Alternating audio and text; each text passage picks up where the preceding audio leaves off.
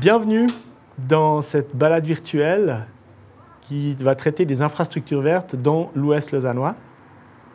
On va vous emmener faire un petit parcours à travers 3 exemples qui vont illustrer la manière dont on peut intégrer du verre dans l'architecture ou dans le bâti et la manière dont ce verre va contribuer d'une manière ou d'une autre à renforcer l'adaptation des villes au changement climatique.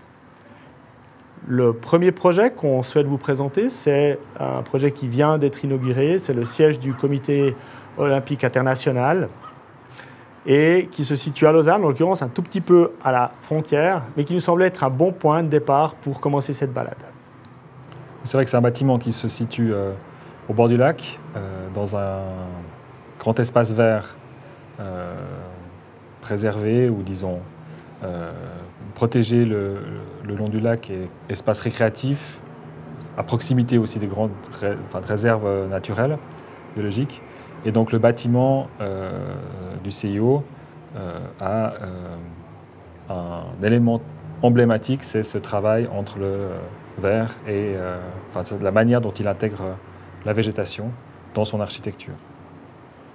Donc ce qui est intéressant dans ce bâtiment, c'est que non seulement il y a une véritable recherche, une volonté d'avoir une intégration du verre dans le design architectural, mais que ce verre va véritablement avoir une réelle fonctionnalité sur la manière dont le bâtiment va être géré. C'est-à-dire qu'il y a toute une dimension thermique liée au rôle du végétal sur les toitures, une capacité, une volonté exprimée de gérer l'eau d'écoulement des toitures sur l'intégralité de l'espace, soit en toiture, soit dans les espaces végétalisés.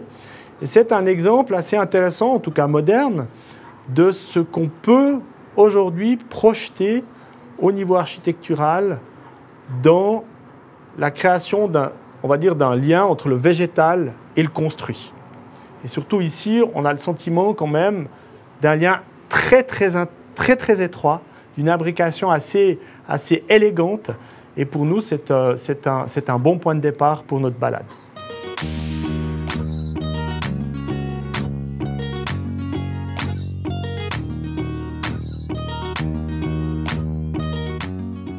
Alors maintenant, on se retrouve dans cette balade virtuelle devant le bâtiment Vortex, qui est un bâtiment de logement d'étudiants avec 800 lits à disposition des étudiants de l'Université de Lausanne et de l'EPFL. On est sur le campus de l'université, qui est en fait bâti comme un grand parc avec des bâtiments emblématiques à l'intérieur, donc un grand espace vert, puis différents bâtiments qui viennent se placer de manière assez distante les uns des autres dans cet espace vert avec des prairies, des forêts, rivières, etc. Et ce bâtiment, il a permis d'étendre en fait le campus en direction du nord du site et de venir se placer à un emplacement à proximité d'une rivière et d'une forêt. Et alors évidemment, architecturalement, il est très emblématique parce qu'il est d'une part rond et d'autre part parce qu'il a une seule coursive en spirale qui monte depuis le rez-de-chaussée jusqu'au 8e étage. Donc c'est comme si on n'avait qu'un seul niveau en fait, qui fait 2,5 km de long. Alors ce qui est intéressant par rapport à ce projet, c'est de par sa forme, ça crée forcément une énorme espace intérieur.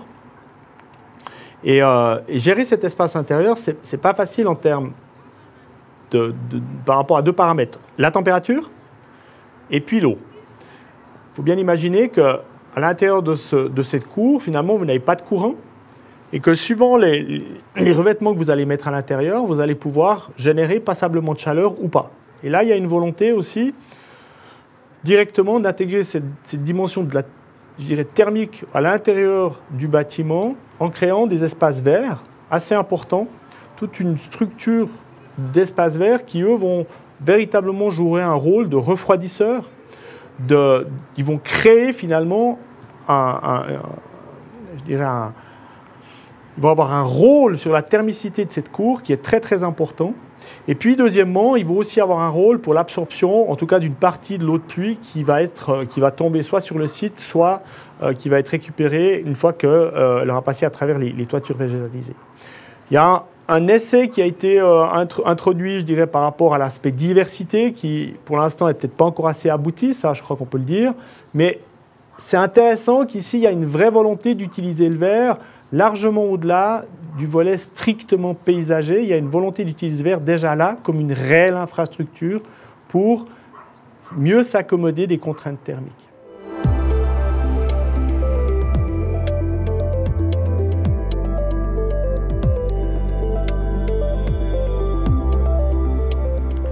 Puis on se retrouve maintenant dans le troisième site de cette visite virtuelle.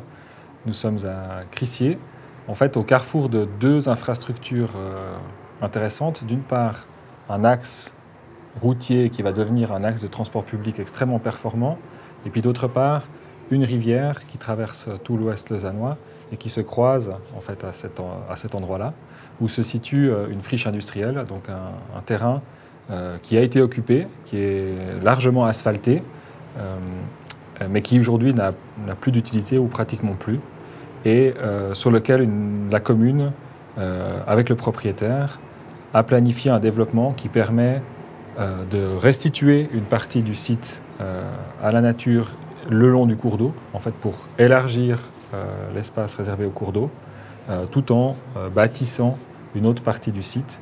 Et donc il y a un jeu financier aussi et un jeu urbanistique qui permet d'intercroiser en fait, et de financer ce développement, à la fois qui rend plus d'espace à la nature et puis qui permettra d'accueillir environ 1 millier de personnes, d'habitants ou de travailleurs sur ce site bien situé le long des transports publics et le long d'un axe de promenade ou de récréatif le long de la rivière La Mèbre. Et ce qui est particulièrement intéressant dans cette partie de projet, c'est ici une action très volontaire de la part de l'autorité, en disant, en comprenant finalement les enjeux qui se placent dans son territoire, a décidé à un moment donné de racheter une part importante de surfaces qui sont aujourd'hui à vocation industrielle et de les transformer en un espace vert. Et je dirais un verre qui sert autant ce qu'on, nous, dans notre profession, de manière bienveillante, on dit du verre clair qui sert plutôt aux gens, autant du verre foncé qui va dans la direction de la forêt.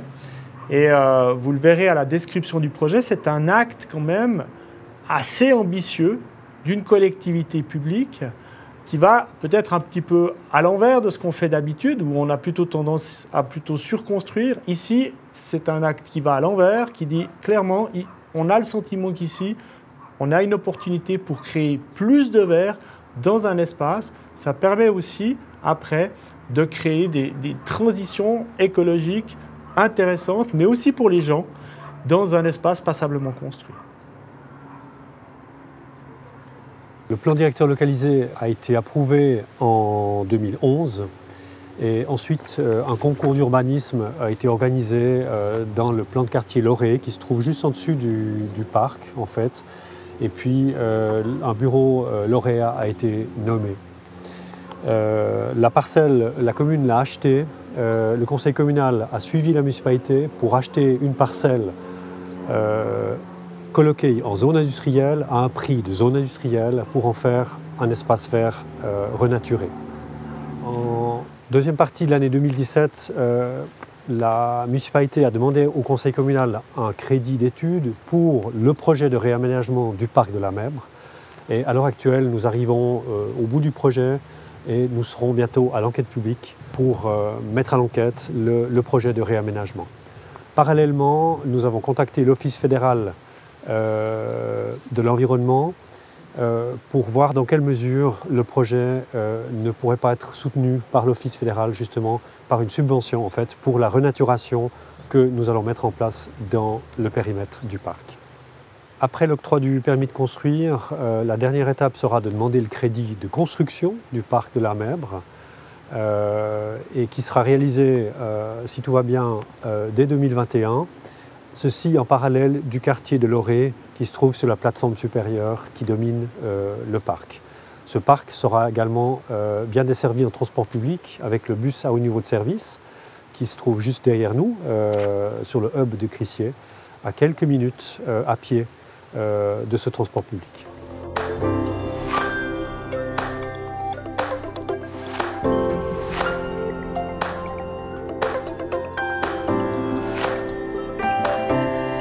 Donc voilà, nous avons maintenant visité le 3e site dans l'Ouest lausannois et c'est la fin de cette visite. Merci Yves pour cette discussion et cet échange et bonne journée à tous et à tous. Merci.